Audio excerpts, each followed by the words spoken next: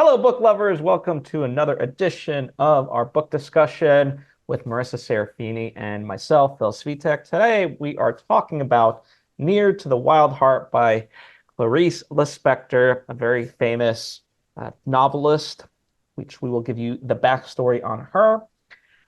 But just to kind of set things up, so we're going to talk about the book, talk about the author in terms of her background, get into various kinds of spoilers. So you have been warned right off the bat, and then we'll sort of conclude with what we've been reading, just extracurricularly, if you will. And then, of course, we will give you our reading assignments for the coming months. So without further ado, though, I want to kick it off to you, Marissa, and tell me what you thought of this book. Obviously this was my pick. You didn't know much about it, but curious, what'd you think? Yeah, I never heard of this, and quite honestly, never heard of the author. When I was reading it, I was like, oh, she's very visual, very creative, very metaphoric, and all that. Quite honestly, I kind of struggled following like this stream of consciousness thought of her writing style, which we'll get into. But overall, at the end of the day, it's like I still related to a lot of these characters. I definitely related to, our main character, in certain ways, like Joanna, and just like the principles of what society puts on us, like societal pressures and stuff like that, versus like who we are as a person. Yeah, it's like there were a lot of things that I related to, which was a surprise to me. Yeah, so, for me, just kind of backtracking a little bit, I wanted to read more women authors, specifically authors that not, today's day and age authors, but, just kind of more in earlier history, right? And when I say earlier history, obviously this is someone that was born in the 1900s, so not that like in the grand scheme of the world, but, just something not as quite modern, let's say. And this was one that was like heavily recommended as like sort of like a voice of her generation. And, she's a Ukrainian Brazilian. She, you know, uh, she wrote in Portuguese, so this is actually a translation. And she is quite successful and stuff like that, certainly as a Brazilian author. But even just the fact that, her work has been translated throughout the world says a lot. And so this was highly recommended in the style of like, something like Jane Eyre or something like that. So I was like, okay, let's check this out, not necessarily knowing fully what it was. But it seemed intriguing enough. And yeah, this is one of those kind of you can't quite call it a coming of age story because, it starts off with a childhood and then goes well into adulthood, but it certainly doesn't encompass the totality of her life.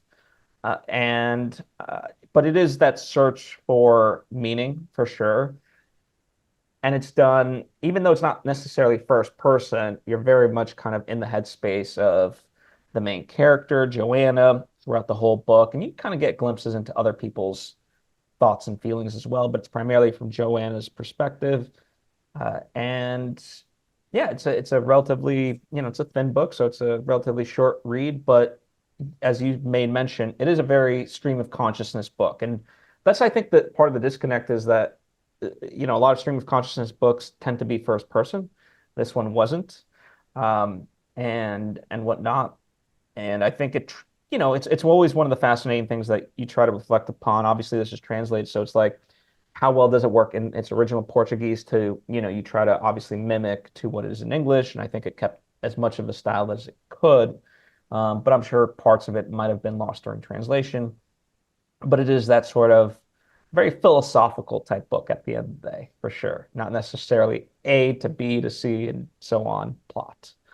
So yeah, I guess, that's a good jumping off point talking about the stream of consciousness. Do you generally like stream of consciousness books, stories, things of that nature? And how does that compare and contrast? Yeah, I generally do when I'm aware of the author and their writing style. Like I said before, I've never read her before, so I didn't know like her typical writing style. But I find like stream of consciousness is like something that is A to B, very associative. And I've found whenever she was describing something, it was like a metaphor, which wrapped up into another metaphor, into another metaphor. And And it just got so descriptive and detailed, sure. But by the time I finished it, or like finished, I couldn't remember what the original point was. You know, it just keeps going. You're like, oh wait, what were we talking about first that even brought us here? And that's what I struggled with because it's like the it's like I feel like she could have done a little bit better at being concise, of getting a point or main theme across rather than giving us 10 metaphors to explain exactly the one thing she's thinking of. Well, I think part of it to me was this idea that she does have a very rebellious spirit, right? We do pick up with her childhood and her dad, and her dad says like, just go play, and she's like, well, I've already played. I'm done playing. So she's always looking for the next thing, and certainly as far as there's this existential search, and um, it's one of those things like you're trying to figure out where you fit in and the notion that there's so many things layered in, I think it isn't necessarily a coincidence because it's she's grasping at these various straws, seeing, almost trying on hats and seeing, okay, does this hat fit? Does this hat fit? And none of them fit. And in many ways, a lot of people like describe her as various different animals, right? When you talk about the metaphors, animals was a big sort of analogy as far as like what her personality is like, and yet no one really nails it down whatsoever. And so I think that's part of that frustration that you feel, I think is very intentional because it's not like this book wraps up in any, bow at the end. It's like, oh, she's kind of where she started off at almost in a way, just having gone through a certain amount of crap. Right. It's like, did she make much progress even though she's an adult? And I think the thing is also, had this been written in today's time, we probably would have diagnosed her with ADHD. Um, I kind of definitely understand why I had a hard time and why other characters kind of had a hard time understanding her because she was all over the place. She did have a lot of energy. She had a lot of interest. Her focus was so short on this thing, like you said, when she went to go play, like I already played. What's next? Give me something. Like she needed more external stimulation.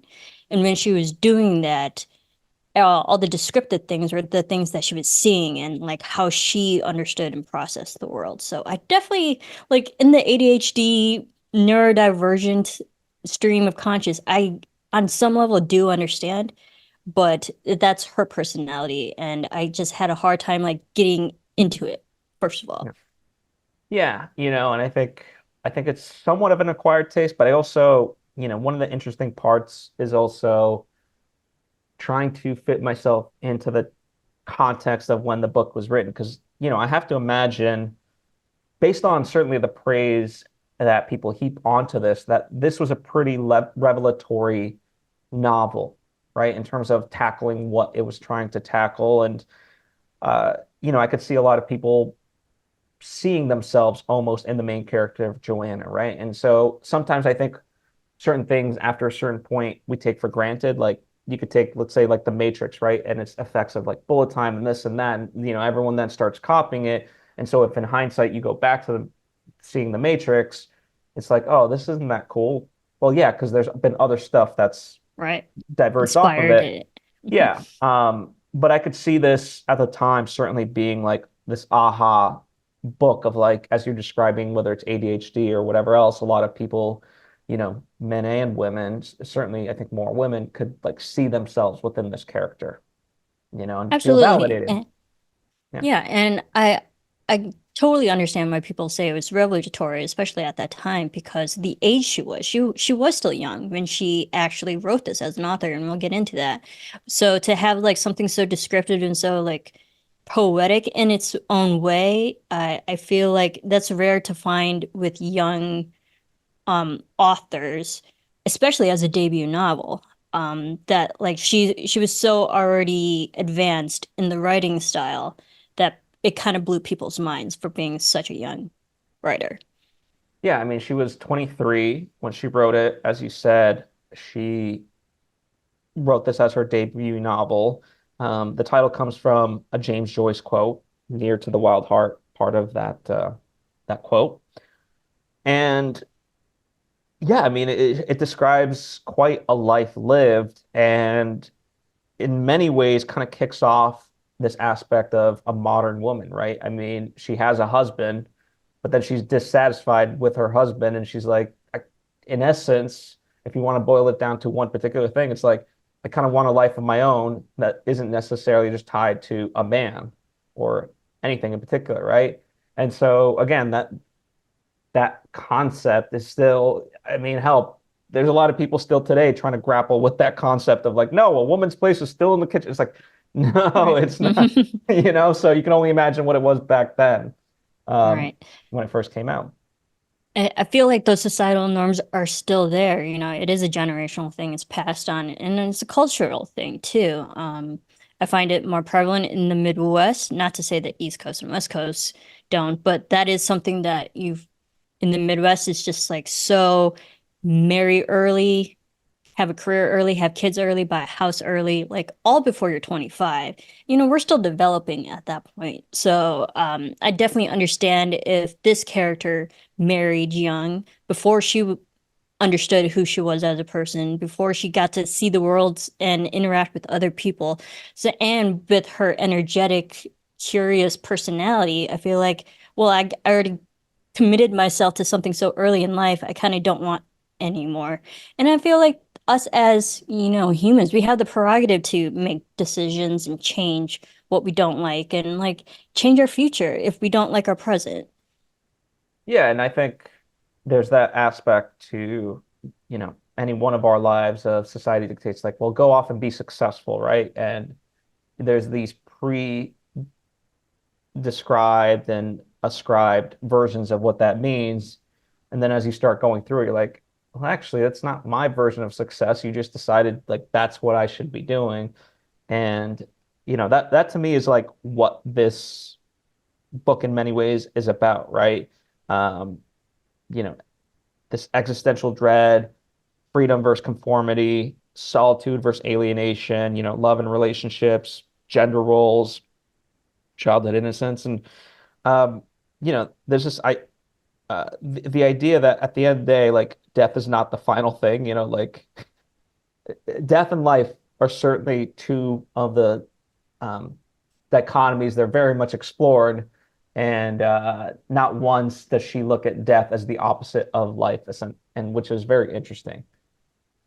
Yeah, I mean, there are a lot of extremes in this, you know, and dichotomy, like you mentioned, but it's also like her stream of consciousness is like trying to understand the gray areas.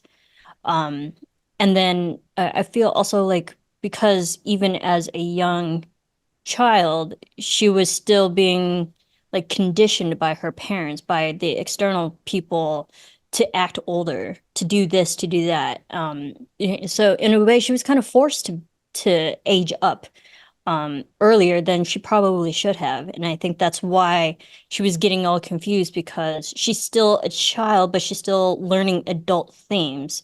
And that's where I feel like a lot of existentialism is coming in because she is now trying to understand something so complex at a young age when she really shouldn't.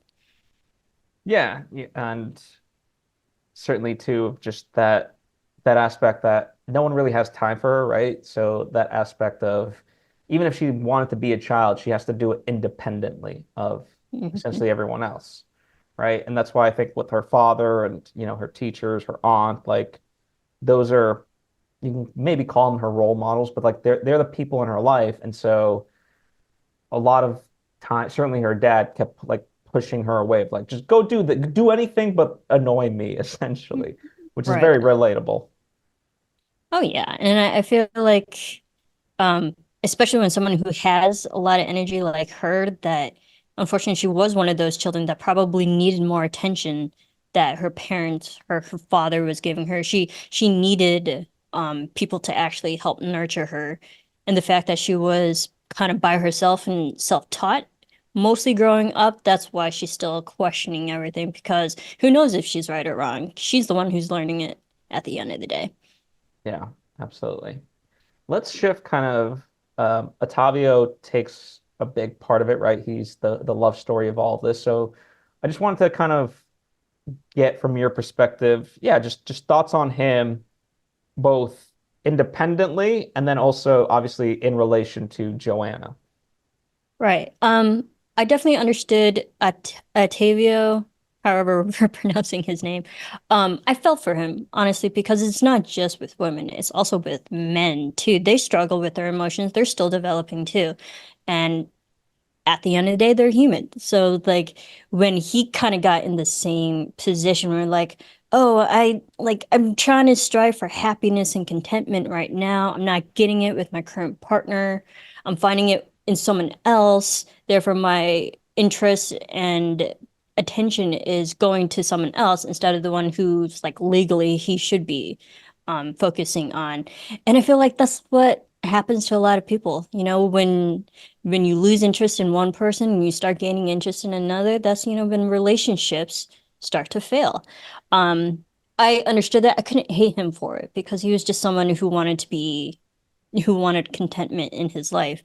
And then for the marriage aspect, I was, you know me, I love a good romantic story and stuff. And then when they got married, I was like, okay, great. How is this gonna, go on? And then literally the next chapter,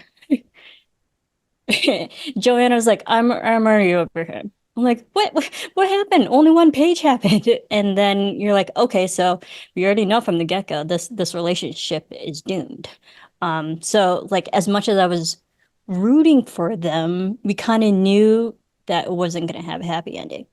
Yeah. I mean, the title is very telling, right? Near to the wild heart. It's like you can't be tamed in that way. That conventional life is just not for someone with a wild heart. Yeah. And, expecting that they might have good intentions about it. They're not trying to necessarily, certainly I don't think we would classify Joanna as malicious about any of it. It's just not for her. Yeah. And the more people try to push her, and yeah, and certainly this whole book is her trying to fit into a certain mold, and it's just not possible. Yeah, and that's where I say I relate because I was always the black sheep of my family. I'm the only one out here in California. I had completely different jobs than the people that I grew up with and stuff. And so like and I also understand just trying to like in a way code switch. I mean, there are different methods of stuff of just trying to fit in with the society that you're born into and what's expected of you. And when you already know at a young age, you're like, yeah, I don't like that. That causes a lot of you know, uh issues, more like when you're trying to self-discover, there's a lot of identity crisis going on. And I think she understood that because she is more of a free spirit, she's like, well, people are telling me I should marry and settle down, but all right, I guess I will, but I'm really not that type of personality. And marriage isn't for everyone. Relationships aren't for everyone. And I think we learned that, and she had to learn that the hard way. Yeah, and I think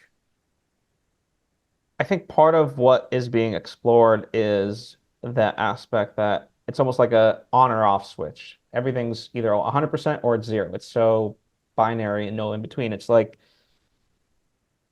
whether she wants companionship or just like people in general, like, yes, she is a free spirit at the end of the day, but that doesn't mean she doesn't want human interactions either, right? It's just Right. in terms of how society deems it, it's like, okay, well, here's how you can have, and it's like, no, I want to change the parameters of that where I still get to, whatever it is, go off for 6 months and do whatever I want, come back, and then we're still friends, right? And so that's the kind of aspect of it that you know, as it relates to solitude and alienation, but as well as like defining the modern woman. Absolutely. And that still is very relatable because I feel like, I personally am an introvert. I was like, I really did relate to this character. Like, I feel like I'm an introvert, but that doesn't mean I don't want to like reach out to friends every once in a while or like go out to dinner and catch up with people. Have a hug here and there, like I still, as human, we still need that connection too. Just because she likes being on her own and she can do a lot of things on her own, I feel like the world labels that as super independent, but that doesn't mean we can't be have emotional dependency on other people too. You don't have to do everything by yourself. Yeah, exactly. And I think it's that aspect to it for sure. As it evolves, right? Like I think there's it is I think that's part of the stream of consciousness because it is fluid. It's like, listen, one day, yeah, you might want to be 100% social. The next day, you might not be. And then there's other days where okay, maybe I want to do spend like 30 minutes with somebody for coffee and then Hmm. just read my book and not look at anything for the rest of it, right? So again, it just fluctuates between 0 and 100 rather than 0 or 100 Right. in that way. So, I think her problem was she was trying to find the balance, the in between. And but like that's also very human too, because I like we do have our energy levels are different, our personalities are different on certain days, or like one day you might have and the energy to run a marathon, and the next day you might just want to sleep all day, you know? So it's like it's also the just the balance as us humans are trying to find, like some homeostasis in a way. yeah. Well, one of the things we should talk about is that obviously is not only is it a stream of consciousness book, but it has a fragmented structure. So it's not like you're starting off with her childhood and then just going all the way to the end. You start with her childhood, then it has the chapter with her and Octavio kind of married, but you don't quite know what's going on. Then you come back, then you meet the aunt and the teacher, and then you come, and it's like, wait, there's a lot going on here. Right. So, what do you think about just the structure and kind of how it affected your reading, but also your understanding of who Joanna is? Because obviously it's deliberate. I don't think it's, just Right. wishy-washy. I was always a big fan of nonlinear. I feel as an editor, I can pick up the different pieces and still kind of put it together. But I found that didn't really bother me as much as just trying to follow her thought train. I was like, oh, okay, we have an ant here. We'll figure out exactly where in her timeline she's relevant. But now I'm still trying to understand what she's telling me. So the introduction of characters in different orders didn't bother me so much. Yeah, absolutely. Well, for the most part, I feel like we've covered most of it, unless you want to dive into other characters or other themes very specifically. It's very like I don't want to call it a surface level book, but you kind of have to view it from a bird's eye view because to get, very granular, like sure, we could pick certain quotes and things like that, but you can't do it without the full context. Right. So I think, that's my way of saying I feel like for the most part we've covered the plot, but if there's anything that you want to dive deeper on, we can certainly do that. No, I think getting into the themes, I think would be good for us because I feel like we understand a lot of it and they're still relevant. Yeah, absolutely. It's one of those that it's either very cathartic, very I don't want to say assuring, but at least like you see yourself within it, right? It's one of those, even though like your life doesn't get better by X, Y, and Z, just by knowing that other people are going through a certain experience, it ends up being like, oh, I'm not alone. Yeah, As shitty as it exactly. may be, there's other people in the boat with me. So I think, I completely agree. It's more reassuring, yeah, because she is such an independent, quote unquote. We're using that word like freely in this, but because she is so independent and she's having a hard time finding other people that are like her, she finding comparisons and stuff is actually more comforting to her. And the fact that she can even relate to anybody and other humans can relate to just trying to fit in, I feel is very relative. yeah. Well, back in October of 1944, the book won the prestigious Graça Aranha Prize for the best debut novel in 1943. One poet called it the greatest novel a woman has ever written in the Portuguese language. And she's been compared to writers like James Joyce, who obviously she takes, uh, the quote comes from that. Mhm. Virginia Woolf, Catherine Mansfield. Marcel Proust, André Gide, and Charles Morgan, among others. So, um, you know, and it is in many ways like its writing style is very poetic. So it's stream of consciousness. It's not quite poetry, but it has that certain flair to it. And if I understood Portuguese, I'd be very interested to kind of read it in its native tongue in that way. Because it has a lot of doubles, right? Like, I want to drink, Yes. right? Drink. You Um, know, yeah, and I was like, is that on purpose? I noticed that too. Not that it really bothered me, but I was like, oh, that is a creative choice. Um, like you said, it'd be interesting to see how the Portuguese language translates. Because I think visually, I mean, in her writing style, it was really visual. I could see everything. Granted, it was like a million things at once, but I can like visually, I could see it. It was very graphic in that way. And I was like, and I question whether that, uh, so like a lot of people would say that could be poetic, and I definitely understand the comparison between Virginia Woolf too, because I feel like she was a writer who saw the world and questioned a lot of things too. And she added a lot of those existential questions of what's bigger, what's more important in life. So I definitely understand where people say that. Um, and I think, I mean, it at the end of the day, she was still relatable, even though it took us a minute to understand who she was. At the end of the day, you can still like relate. yeah. To me, it's one of the fascinating parts is, how like once you see a certain thing, you can't unsee it.